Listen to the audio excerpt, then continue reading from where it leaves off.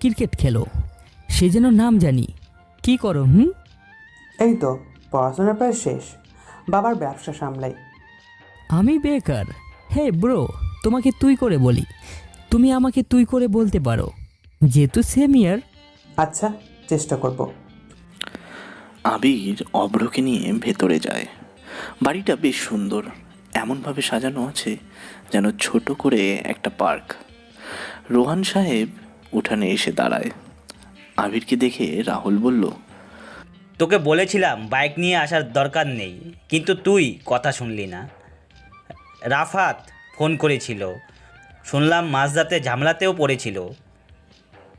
যা মন চায় তাই করিস তুই, হয়েছিস মায়ের মতো জেদি। আব্বু, প্যানিক করো কেন? Just chill. তোমার ভুঁড়ি বাচ্ছে, সেদিকে নজর দাও। কাউকে চিনি না, ভিতরে যাই, সবার সাথে আলাপ করি। আর দেখছো পাশে নতুন একজন আছে, ফ্রেন্ড আমার। হাই বলো। হায়, আমি আবিরের পিতা। হ্যালো স্যার, আমি অভ্র, মোর্শেদ। ও, তুমি মোর্শেদ ভাইয়ের ছেলে? আচ্ছা, ভিতরে আসো। রাহুল সাহেব কথাটা বলে ভেতরে যায়। অভ্র আবিরকে থামায়। তুই আব্বুর সাথে এমন ফ্রি? আমি অবাক হচ্ছি। He is my best friend. Great. আমি তো আমার বাবার সামনে চোখ তুলে কথা বলতেও পারি না, অনেক ভয় পাই।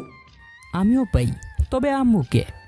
তবে বাবার সাথে ফ্রি, তার মানে এই নয় যে সম্মান দেই না। ওনার সাথে ফ্রিতে কেবল সাময়িক সময়ের জন্য। চলো ভিতরে যাই। অভ্র আবিরের প্রতি ইমপ্রেস হয়ে গেল। হুট করেও যে বন্ধুত্ব হয়, অভ্র আবিরকে না দেখলে বুঝতেই পারতো না। আবিরের সাথে সে বাড়ির মধ্যে প্রবেশ করে। অভ্র আসলে এই বাড়িতে ঘুরঘুর করে একটা বিশাল কারণ আছে, আর সেটা হলো নীরব সাহেবের ছোট্ট মেয়েকে অভ্র লাইন মারে। তবে সমস্যা একটাই, মেয়েটা অভ্রের থেকে সিনিয়র। নাম অরি, ওর বড় আপুর নাম নিরি। নিরির বিয়ের জন্য সবাই এসেছে গ্রামে। আবিরের মামা মানে নীরব সাহেবের 2 মেয়ে 1 ছেলে, ছোট মামার 1 মেয়ে 1 ছেলে, বাকি সব এখানে খালা আর খালুতে ভর্তি। নানু যে কি করেছিল, এত ছেলে মেয়ে ডাউনলোড করেছে যে আত্মীয়ের শেষ নেই। আর ওর নানুর রুলস হলো বাড়ির মেয়েদেরও তাদের জামাইকে এইখানেই, মানে ঘর জামাই হিসেবেই থাকতে হবে। এই জন্য আবিরের সব খালামণিরা এখানেই থাকে। কেবল আবিরের মা ছাড়া সব বোন গ্রামে ভাইদের বাড়িতেই থাকে, আর এখানে সবাই মিলেমিশে একসাথেই থাকে। আবির ভেতরে প্রবেশ করে। এত বাচ্চা আর মানুষজন দেখে রীতিমতো চোখ তার বড় বড় হয়ে যায়। সবাই রিয়াকে ঘিরে রেখেছে, কারণ নীলিমা বেগমকে নিয়ে এই বাড়িতে বেশ রকম খাস গল্প হয়। আর তার ছেলে মেয়ে এসেছে, যার জন্য পুরো বাড়ি এখন তাদেরকে নিয়েই ব্যস্ত। হ্যালো জনগণ, কাল থেকে তোমরা সবাই আমার ছেলেকে দেখবে বলে এত গল্প করেছিলে। এই হলো আমার ছেলে আবির। রাহুল সাহেব পুরো কথা শেষ করতে পারেনি। বড় মামি দৌড়ে এলেন আবিরের সামনে। আবির অভ্রকে ক্যামেরা আর গিটার দিয়ে মামির দিকে তাকালো। গ্রাম্য পোশাক, শাড়ি আর মাথার কাপড় দিয়ে চুল খোপা করা। এখানে সব মহিলাদের একই রকম স্টাইল, মানে শাড়ি কস্টিউম দেখে আবির অবাক হয়। কারণ ঢাকাতে আন্টিরাও সালোয়ার কামিজ শর্টও পরে থাকে। আবির সেসব কস্টিউমের সাথে পরিচিত, তাই গ্রামে এসে সব মহিলাদের এমন পোশাক দেখে ক্যামেরা বন্দি করতে ইচ্ছে করছে ওর। ছোট মামি আসলো পাশে, খালারাও এসে হাজির, সাথে খালুরাও বাদ যাবে কেন। বড় মামি 2 হাত দিয়ে আবিরের মুখ জড়িয়ে ধরে কিছু সময় তাকিয়ে রইলেন। পেছনে অভ্র অরিকে খোঁজার চেষ্টা করছে। অরি এটা খেয়াল করে লুকিয়ে পড়েছে ভিড়ের মধ্যে। ছোট মামি এসে চুলগুলো টেনে দেয় আবিরের। ছোট মামি বলে, বাহ নীলি, আপনার ছেলে তো দেখি বেশ বড় হয়ে গেছে। ভাবছি জামাই করে রেখে দিব। কি বলিস ছোট? যা সর, আমার ছেলেকে দেখতে দে। কাল থেকে কত চিন্তা করছি জানিস? ভাইজান মানে তোর বাবা রাতে ঘুমোয়নি। আয় বসবি, চল। আবিরের হাত ধরে ওর বড় মামি সোফাতে নিয়ে গিয়ে বসালো। সবাই বসলো সেখানে। কিছু সময় পর আবির খেয়াল করলো বসা থেকে সবাই দাঁড়িয়ে গেছে, এমনকি রাহুল সাহেবও দাঁড়িয়ে গেছে। কেবল আবির একাই বসে আছে। কেবল সবাই দাঁড়িয়ে পড়েছে সেটা নয়, এতক্ষণে পুরো বাড়িতে চিৎকার চেঁচামেচিতে ভরা ছিল, কিন্তু হুট করে সবাই এমন চুপ হয়ে যাবে আবির ভাবেইনি। আবির অভ্রের দিকে তাকায়। অভ্র ইশারায় দরজার দিকে তাকাতে বলল। আবির সেদিকেই তাকায়। একজন সাদা পাঞ্জাবি পরে বেশ সুদর্শন দেহ, চুলগুলো নিকশ কালো, মুখে খোঁচা খোঁচা বেশ মার্জিত দাড়ি নিয়ে দরজার সামনে দাঁড়িয়ে আছে। আবির রাহুল সাহেবের দিকে তাকায়। রাহুল সাহেব ইশারায় বলল, বজ্জাত উঠে দাঁড়া, ওটা তোর বড় মামা। আবির উঠে দাঁড়ায় না। পা থেকে মাথা অবধি বড় মামাকে দেখতে থাকে আবির। বয়সে যথেষ্ট বড় উনি, কিন্তু চেহারাতে যেন সিঙ্গেল সালমান খানের মতো ইয়াং দেখাচ্ছে। উনি সামনে আসলেন। কোন দিক না তাকিয়ে সোজা আবিরের দিকে তাকালেন উনি। আবির উঠে গিয়ে ওনার পায়ে সালাম করতে যাবে, তার আগেই উনি আবিরকে ধরে সোজা দাঁড় করিয়ে দেয়। কেমন আছেন মামা? আপনাকে সেই 10 বছর আগে ছবির মতো ইয়াং লাগছে। আসলে আম্মু যখন মাঝরাতে আপনার ছবি সামনে নিয়ে কাঁদেন, তখন আমি জানালা দিয়ে দেখি আপনার ছবি সামনে মিলে কাঁদছে। আসলে ছবিতে দেখে ভেবেছিলাম এতদিন বুড়ো হয়ে গেছেন, কিন্তু না, আপনি এখনও ইয়ং। ভয় হয় না মামির? মামির তো চিন্তায় অসুস্থ হয়ে যাওয়ার কথা।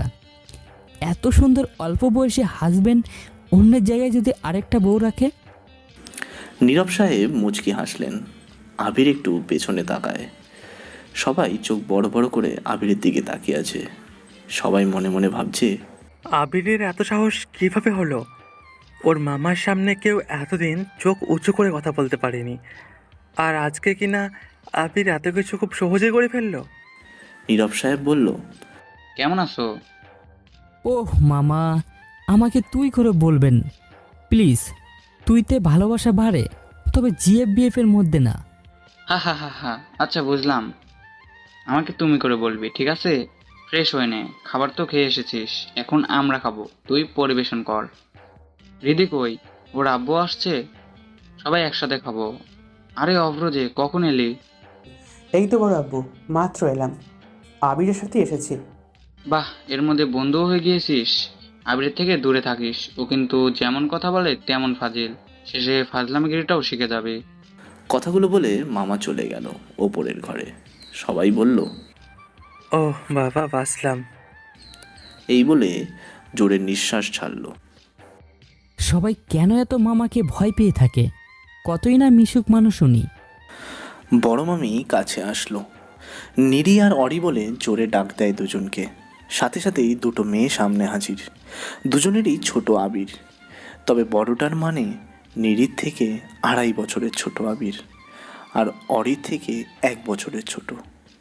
নিরি আর অরি দুজনেই বলল, জানি মা, তুমি এখন বলবা এ তোমার ননদের মেয়ে, খুব ভালো ছেলে, শহর থেকে আসছে, এটা সেটা, হ্যান ত্যান, রিক্সা ভ্যান। হাই সিস্টার, পরে কথা হবে আপনাদের সাথে, এখন বাই। এই তিশা, এদিকে আয়। আবিরকে ওপরের ঘরে নিয়ে যা, নতুন এসি লাগানো হয়েছে আবিরের জন্য, ওটাতে নিয়ে যা। অব্র, তুইও যা। তিশা আসলো সামনে। আবিরের দিকে তাকিয়ে বলল, আসেন ভাইয়া। আবির রাগী চোখে তাকায় তিশার দিকে। অভ্র আর আবির তিশার পেছনে পেছনে যায়। অভ্র তিশার সাথে আগে আগে গল্প করতে করতে যাচ্ছে। আবির পেছনে হাঁটছে। হঠাৎ আবির দাঁড়িয়ে পড়ে। ওর বড় মামার ঘরের দিকে চোখ যায়। বড় মামার পাশে টুল নিয়ে কে যেন বসে গল্প করছে। আবির দরজার কাছে গিয়ে আড়াল হয়ে দেখতে থাকে। রিধি ওর মামার পাশে বসে আছে। মামার মাথায় হাত বুলিয়ে দিচ্ছে রিধি। রিধি বলছে, বড় আব্বু, তুমি চিন্তা করছো কেন? শরীরের কি অবস্থা হয়েছে দেখেছো? শুনেছি নীলিমা আন্টিকে আনতে যাওয়ার দিন থেকে বেশি করে চিন্তা করছেন। ঔষধ খাননি, হয়তো উনি আসবেন না কখনো এখানে। আর জমির ব্যাপারটা এখন ভাবতে হবে না। আব্বু তো বলল ঢাকায় নাকি উকিল আসছে, যে সমস্যাটা দেখে জানাবেন। ঠিকমতো খাচ্ছেনও না। এরকম করলে হবে বলেন? তোর মতো মেয়ের কেয়ারে আর অসুস্থ থাকতে পারি? তুই যে প্রতিদিন কেন আসিস সেটা আমি জানি না মনে করেছিস? আমার জন্য আসিস সেটা তুই না বললেও আমি জানি। আর দেখ, এখন আমি অনেক সুখী। ভেবেছিলাম নীলে আসবে, ওর ছেলেমেয়েরা গ্রামে আসবে না, কিন্তু দেখ ওর শহরের ছেলেমেয়েরা গ্রামে এসেছে, আর আমি একদম ভালো হয়ে গিয়েছি। এ এখনো আসতে পারলো নাকি? যেন নাম এক গাধা, মাথায় চুল, চুল রং করা, গিটার নিয়ে বেড়ায়। আবির নামটাও জানিস না? ও আবির। ও আসতেই আমাকে ভুলে গেছো? যাও, কথা নেই। ধুর পাগলি, রাগ করিস কেন? তোরা সবাই আমার প্রিয়। হইছে, আর পাম দিও না। আচ্ছা, তোমার বোনের ছেলে নাকি ভালো ক্রিকেট খেলতে পারে? কালকে থেকে তো টুর্নামেন্ট, আব্বু ওর নাম লিখে নিয়েছে। বাহ, তাহলে তো হয়ে গেল। আবির চলে আসে সেখান থেকে। রিদিকেও যত দেখছে তত অবাক হচ্ছে। রিদি মেয়েটা সত্যিই একদম আলাদা, অন্য সব মেয়েদের মতো না। আবির কথাগুলো ভাবতে ভাবতে রুমের দিকে এগিয়ে যায়। তিশা আর অভ্র গল্প করছে। তিশা, তোকে কতবার বললাম একটু হেল্প করে দে।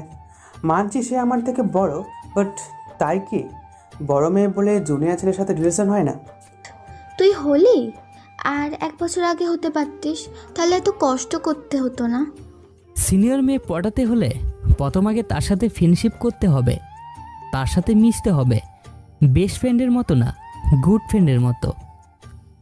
না হলে ভুলেও যদি সিনিয়র মেয়ে তোমাকে বেস্ট ফ্রেন্ড হিসেবে গ্রহণ করে, তবে মামা তোমার প্রেম এহ জন্মও হবে না।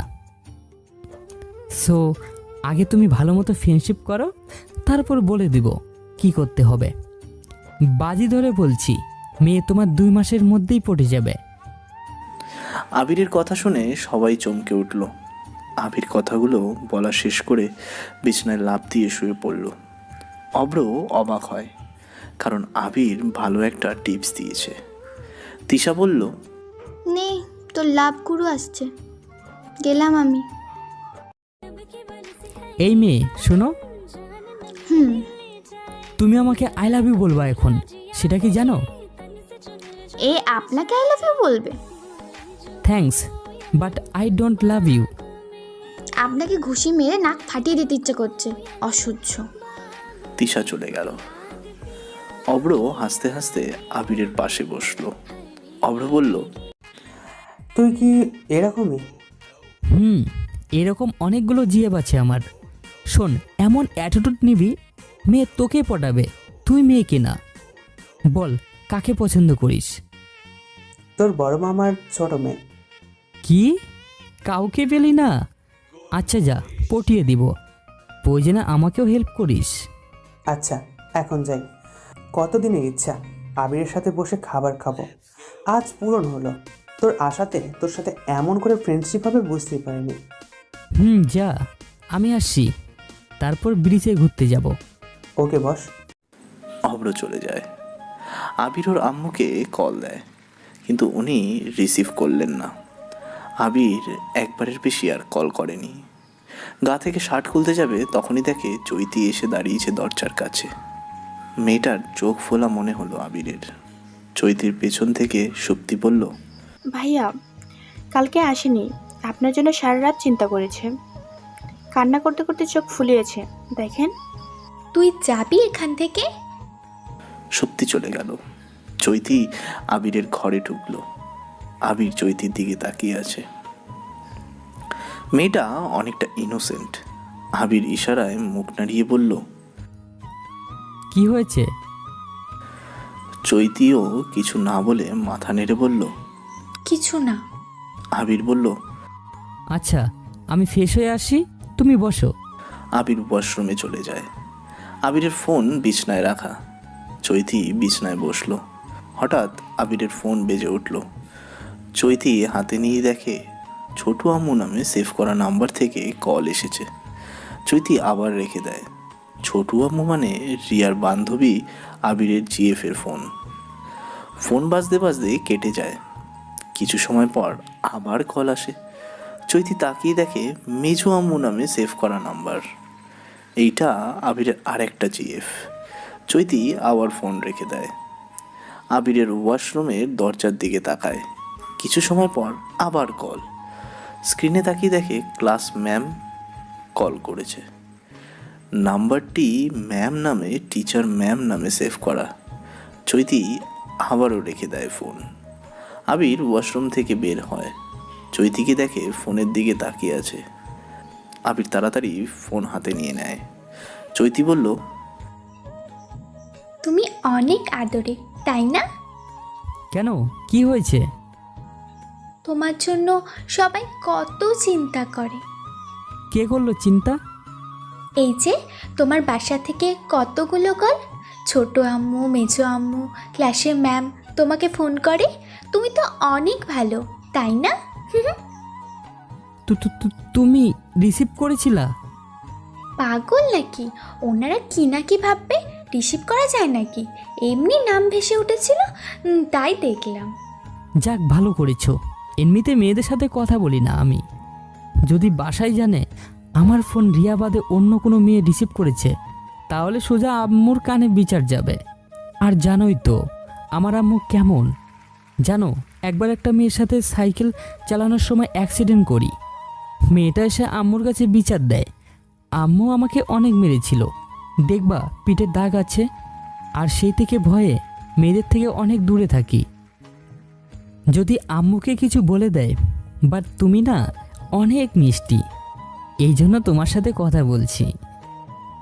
তুমি সব মেয়েদের মতো না, মানে অনেকটা বুঝো আমাকে।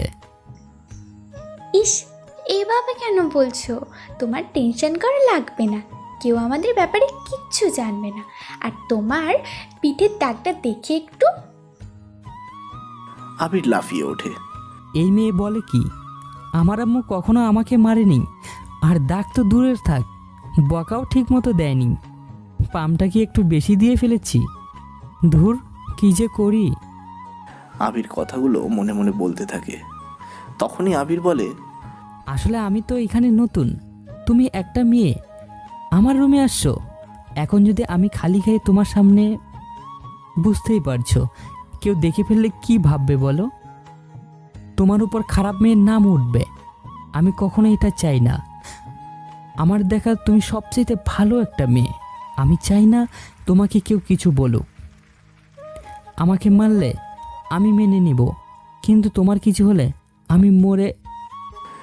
আবির শেষ কথাটা বলতে পারে না। চৈতি আবিরের ডান গালে চুমু দিয়ে দৌড় দেয়। আবির হাঁ হয়ে তাকিয়ে থাকে কিছু সময়। তারপরেই ফোন বাজতে থাকে। মেজু আম্মু মানে মিথিলা ফোন করেছে। বলো মিথি। আবির, তোমার কি হয়েছে? এইভাবে থেমে থেমে কথা বলছো কেন? আমি শেষ গো। কেন বাবু, কি হয়েছে তোমার? বলো না কি হয়েছে, খুব চিন্তা হচ্ছে। কাল সারা রাত বৃষ্টিতে ভিজেছি। কি? কেন? কাল রাতে ফোন অফ হয়ে গিয়েছিল, কারেন্ট ছিল না। আর জানোই তো তোমার সাথে কথা না বলে থাকতে পারি না। এই জন্য রাগে দুঃখে বৃষ্টিতে ভিজে ইচ্ছে করে জ্বর বাঁধিয়েছি। ওপাশ থেকে আবির কান্নার শব্দ শুনতে পায়। মিথি কাঁদতে কাঁদতে বলে, এতটা ভালোবাসো আমাকে? সরি গো, কথা বলতে পারিনি। প্লিজ মেডিসিন নাও, আগে সুস্থ হও, তারপর কথা বলবা। ঠিক আছে বাবু। ফোন কেটে গেল। আবির জোরে একটা শ্বাস নিয়ে ছেড়ে দিল। রিয়ার বান্ধবী ফোন দেয়। আবির রিসিভ করে, কান্নার ভাব নিয়ে বলতে থাকে, সময়ের সাথে সাথে মানুষও বদলে যায়। আগে কত ভালোবাসা দেখিয়েছেন আপনি, এখন আমাকে ভুলে যেতে যাচ্ছেন? কল নেই, মেসেজ নেই। ভালো ভালো। রিয়ার বান্ধবী ওপাশ থেকে বলে, তোমাকে কতগুলো মেসেজ করেছি। আচ্ছা সরি, প্লিজ কান্না করো না আবির। তুমি কান্না করলে আমার ভালো লাগে না। আবির বলে, থাক, আর লাগবে না আবেগ দেখানোর। আমি এমনিতে 3টে ঘুমের ওষুধ খেয়েছি। ভেবেছিলাম আরও 10টা খাবো, তারপর মরে যাব। কিন্তু ঘুমের ওষুধ শেষ হয়ে গেছে। চিন্তা করো না, তোমাকে আর জ্বালাবো না। ভালো থেকো। ওপাশ থেকে সে বলে,